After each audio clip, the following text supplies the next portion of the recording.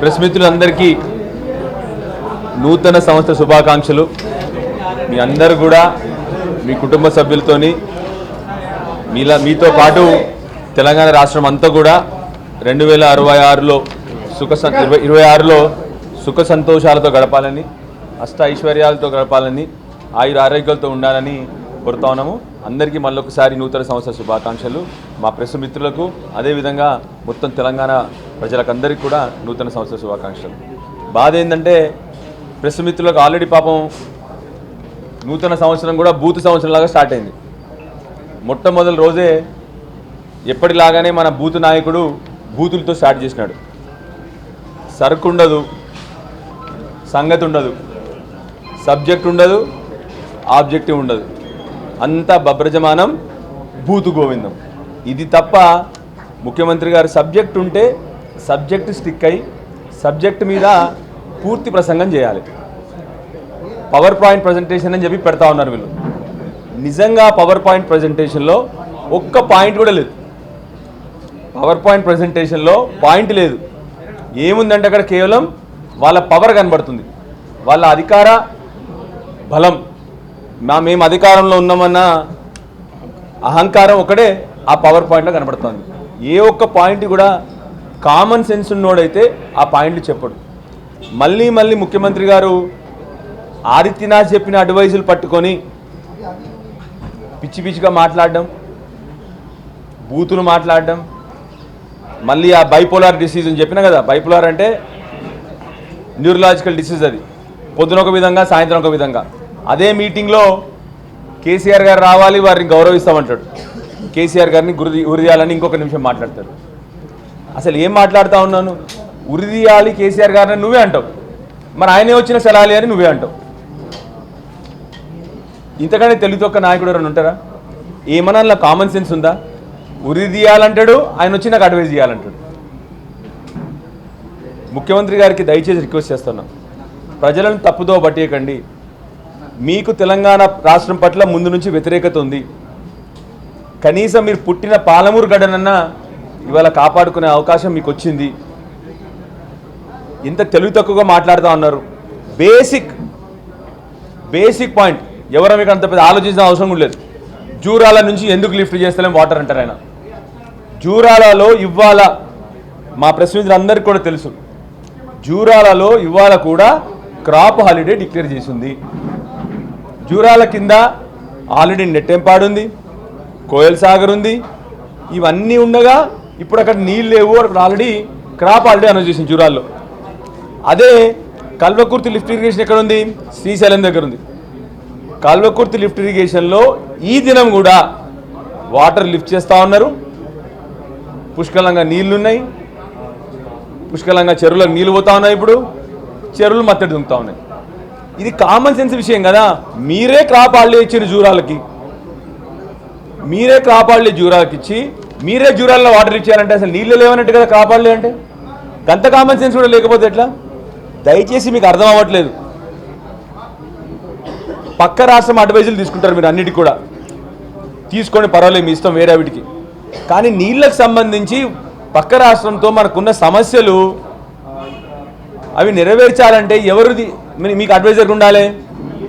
తెలంగాణ సోయున్నోడు, తెలంగాణ నీళ్లు తెలిసినోడు, తెలంగాణ పట్ల ప్రేమున్నోడు, తెలంగాణ పట్ల ఆప్యాయత ఉన్నోడు, తెలంగాణ ప్రజల పట్ల నిజాయితీగా పనిచేసేటోడు మీకు అడ్వైజర్గా ఉండాలి. ఎవరు మీకు అడ్వైజర్? మరి ఇప్పుడు ఆంధ్రప్రదేశ్ రాష్ట్రంలో మన మీద పాలమూరు రంగారెడ్డి ఆపమని వందల కొద్ది కేసులు వేసిన ఆదిత్యనాథ్ దాస్ గారు మీకు ఇప్పుడు అడ్వైజర్. ఆయన ఇచ్చే అడ్వైజ్ ఏంది మీకు? జూరాలలో లిఫ్ట్ చేయాలని. జూరాలలో నీళ్ళు లేవని మీకు తెలుసు, మొత్తం అందరికీ తెలుసు, అక్కడ ఉన్న రైతులకు కూడా తెలుసు. లిఫ్ట్ చేయాలని ఆయన చెప్తే మీరు ఆయన మాట పట్టుకొని కూర్చుంటా ఉన్నారు. దయచేసి ఫస్ట్ మీకు చెప్పేది ఒక రిక్వెస్ట్, మంచి అడ్వైజర్ని పెట్టుకోండి. తెలంగాణ సోయి, తెలంగాణ నీళ్ళ పట్ల అవగాహన ఉన్న చాలామంది ఇంజనీర్లు ఉన్నారు. దయచేసి ఫస్ట్ ఒక ఆంధ్ర అడ్వైజర్ని తీసేసి, ఎవరైతే ఇదే పాలమూరు రంగారెడ్డి మీద వందల కేసులు వేసినాడు ఆ రోజు ఆపమని 2014 నుంచి 19 వరకు చంద్రబాబు నాయుడు గారి పవర్లో ఉన్నప్పుడు ఈ ఆదిత్యనాథ్ గారు అక్కడ ఇరిగేషన్ సెక్రటరీ, ఆయనే వందల కొద్ది కేసులు వేసినాడు. ఎట్లా ముందలు పోతుంది పాలమూరు రంగారెడ్డి? దయచేసి ఇప్పటికైనా చెప్తా ఉన్నాము, మీరు ఈ బూతు పురాణాలు ఆపి మంచి అడ్వైజర్ని పెట్టుకొని మిగతా ఎట్లాగో మీరు ఆంధ్రప్రదేశ్ అడ్వైజర్లు తీసుకుంటారని మాకు తెలుసు. కానీ నీళ్ళకి సంబంధించిన విషయం ఇది. ఇప్పుడు ఎప్పటికే తెలంగాణ రాష్ట్రం, తెలంగాణ ప్రజలు ఆ దశాబ్దాల కాలంలో నీళ్ళ కోసం కష్టపడ్డాము. ఇప్పుడన్నా మంచి అడ్వైజర్లు తీసుకోవాలని చెప్పి ముఖ్యమంత్రి గారు చెప్తా ఉన్నాం. రెండోది ఏమనంటే ఉత్తమ్ కుమార్ రెడ్డి గారు ఇప్పుడు ఒక చుక్క నీళ్ళు ఒక ఎకరానికి రాలే ఇప్పటివరకు అంటాడు. ఎంత విచిత్రంగా ఉండదంటే ఉత్తమ్ కుమార్ రెడ్డి గారు మాట్లాడితే తనకి ఇప్పటి వరకు మనిషోడు సబ్జెక్ట్ అర్థమవుతలేదు. తనకి ఇప్పటికి కూడా అర్థమవుతలేదు సబ్జెక్ట్. పాలమూరు రంగారెడ్డి 27,000 కోట్లు ఖర్చు పెట్టి నీళ్ళు ఇవ్వలేదంటే మొత్తం హెడ్ అంతా అయిపోయింది కదా. ఇప్పుడు మీరు ఒక కార్ తయారవుతుంది. కార్ తయారు ఏమవుతుంది? ఫస్ట్ బాడీ అవుతుంది. బాడీ తర్వాత ఇంజన్ అవుతుంది. ఇంజన్ బాడీ అయిపోయినాక ఏమవుతుంది? కారు 90% తయారైనట్టు. దానికి ఒక చిన్న 4 టైర్లు పెట్టాలి. ఇప్పుడు మీ పని ఏంది? మేము ఇల్లు కట్టినాం, మంచిగా ఫ్లోరింగ్ వేసినాం, వైరింగ్ కాలే, వైరింగ్ చేస్తే ఇల్లు అయిపోతుంది. ఇల్లు ఏం కాలే, ఇల్లుకి ఇంకెట్లా పోతాం అంటే అట్లేం కూర్చుంటారా? ఆ వైరింగ్ ఫినిష్ చేయమని చెప్తున్నాం మేము అంతే. దాన్నే 90% పని అంటారు. మీరు వైరింగ్ ఫినిష్ చేయగానే ఇంటికి గృహప్రవేశం చేసుకోవచ్చు.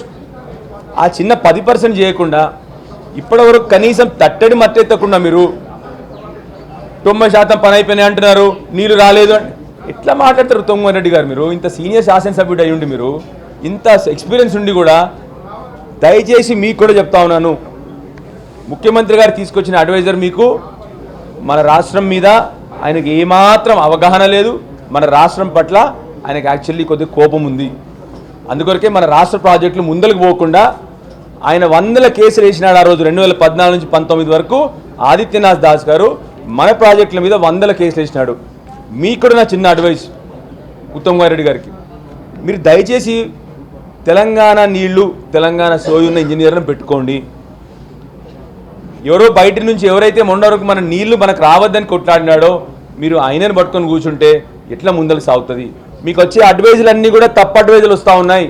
మళ్ళీ చెప్తున్నా, బేసిక్ మీకు కూడా అర్థమైపోతే ఎట్లా అండి? జూరాలలో ఏటీఎంసీ నీళ్లు, ఆ ఏటీఎంసీల మీద ఆల్రెడీ నెట్టెంపాడు, భీమా, కోయిల్ సాగర్ ఇవన్నీ ఆల్రెడీ ఆధారపడి ఉన్నాయి. దాని మీద ఇంకా లోడ్ తట్టుకోదు. అది సింపుల్గా ఉన్నది కదా ఇది.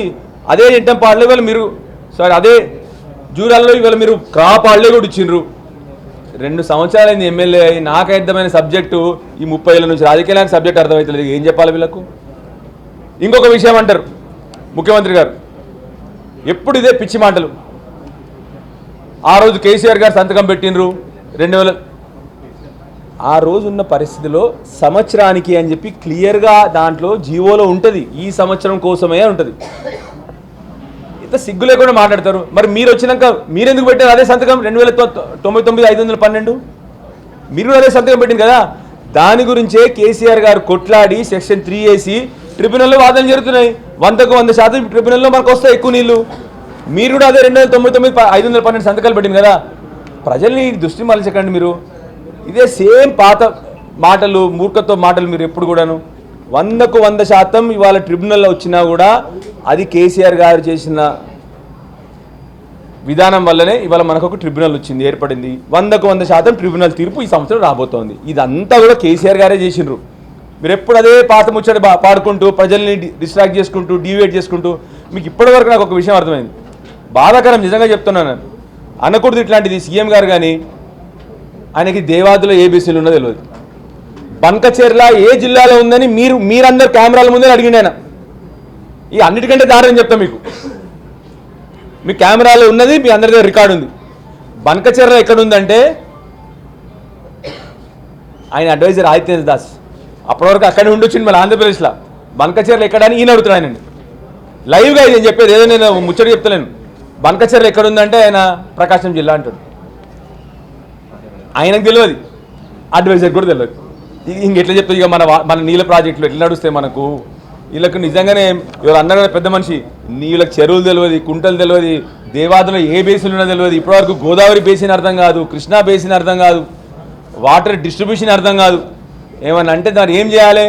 బూతులు మాట్లాడాలి, బూతులు తిట్టాలి, ఉరి తీస్తా, నేను అది చేస్తా, రాజ్యాంగం పట్ల గౌరవం లేదు.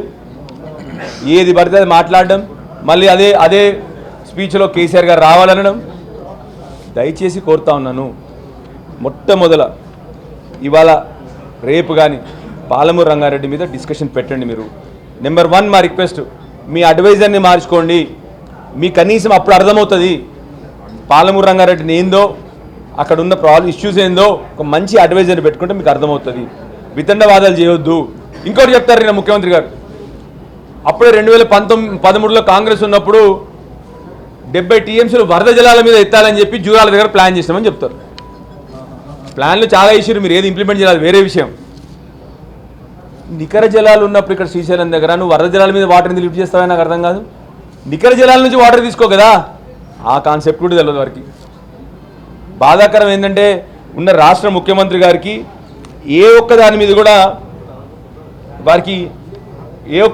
వారికి ఇన్ఫర్మేషన్ లేదు, సబ్జెక్ట్ లేదు.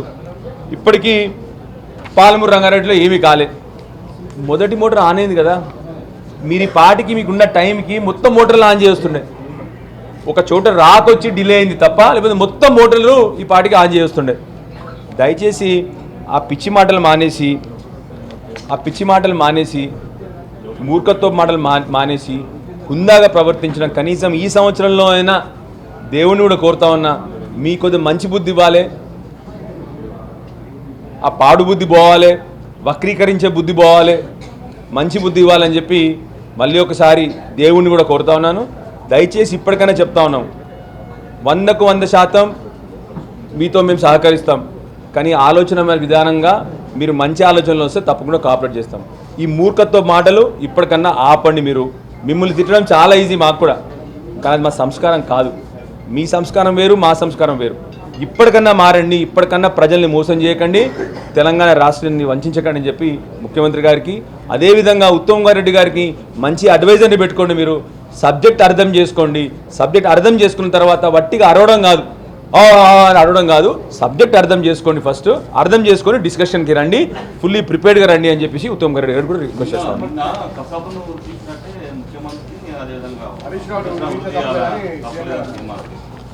ఇంతకుముందు చెప్పినా కదా, బైపోలార్ డిసార్డర్ అంటారు దాన్ని. పొద్దున ఒక మాట, సాయంత్రం ఒక మాట. బైపోలార్ డిసార్డర్ అంటే మెంటల్ డిసార్డర్. అదొకటి. అంటే పొద్దున ఒక మాట మాడతారు, పొద్దున ఒక ఆవేశంగా ఉంటారు, సాయంత్రం రానువా మా అసెంబ్లీకి రా అంటారు. నిన్ననే 2 మాట్లాడండి, మరి అసెంబ్లీకి రండి, మాకు వచ్చి అడ్వైస్ ఇవ్వండి అని చెప్పండి. మేము మీకు పూర్తిగా గౌరవిస్తాం అన్నాడు. ఫస్ట్ ఆఫ్ ఆల్ ఒక ముఖ్యమంత్రి అసెంబ్లీలో 3-4 సార్లు ఇప్పటికి నేను మీకు గౌరవిస్తా అంటే ఏంది అన్నట్టు? అంటే నువ్వు గౌరవించట్లేదు అన్నట్టే కదా, నువ్వు పద్ధతిగా ప్రవర్తించట్లేదు అన్నట్టే కదా, మూర్ఖంగా చిల్లరగా ప్రవర్తిస్తున్నావు అన్నట్టే కదా. చిల్లర ప్రవర్తనకి నువ్వే సమర్థించుకుంటున్నావు, నువ్వే చెప్తున్నావు నేను చిల్లర ప్రవర్తిస్తాను, ఇప్పుడు మీరు వస్తే మాత్రం బాగా ప్రవర్తిస్తానని చెప్పి నువ్వే చెప్తా ఉన్నావు. ఆయన మాటలకు ప్రజలు కసబ్లాగా ఎవరిని వృద్ధిస్తారో టైం విల్ టెల్. 100కు 100% ప్రజల్ని న్యూస్ పేపర్ల మీడియాలో హెడ్లైన్స్తోని ప్రజల్ని మోసం చేసుకుని రోజు, కానీ ప్రజల అనుభవంలోకి వచ్చిన తర్వాత ఎవరు కసబ్లాగా వృద్ధిస్తారో తప్పకుండా ప్రజలు నిర్ణయిస్తారు. 100కు 100% జరగబోతోంది. ఈయనెవరు అసలు ఫస్ట్ ఆఫ్ ఆల్ జడ్జ్మెంట్, ఆయనకు విషయం తెలియకుండా జడ్జ్మెంట్ ఇస్తున్నాడు. ఆయనకు నీళ్ళు తెలియకపోయా, కుంటలు తెలియకపోయా, చెరువులు తెలియకపోయా. దేవాదుల బేసిన్ తెలియని మరి దేంట్లో వృద్ధి చేయాలి చెప్పుడు మీరు? దేవాదుల బేసిన్ తెలియని ఏ వృద్ధి చేయాలి చెప్పుడు మీరు? ఒక రాష్ట్ర ముఖ్యమంత్రికి దేవాదుల ఏ బేసిన్లో ఉందని డైరెక్ట్ అడిగిండు, ఆ బంకచేర్ల ఏ జిల్లాలో ఉందని అడిగిండు. వాళ్ళేమో బంకచేర్లకు పోయి పర్మిషన్ తెచ్చుకున్నారు. అప్పుడు బంకచేర్ల ఏ జిల్లాలో ఉందండి అని అడుగుతున్నాడు. మీ లైవ్గా మీ కెమెరాల ముందు అడిగింది నేను కానీ మీరు చూపెట్టిందే నేను చెప్తున్నా. అట్లాంటి ఏ వృద్ధి చేయాలో ఆయనే నిర్ణయించుకోండి. మేము మాత్రం ఎవరిని వృద్ధి చేయమని చెప్పము, ఎందుకంటే అది మా సంస్కారం కాదు. అవి వృద్ధి చేయాల్సిన బాధ్యత జడ్జిలు ఉంటారు, దానికి జడ్జిమెంట్ చేస్తారు. రెండోది, ప్రజల అనుభవంలో ప్రజల కోసైనప్పుడు ప్రజలు మాత్రం కొందరిని వృద్ధి చేయబోతా ఉన్నారు, అది మీరే వెయిట్ చేస్తారు.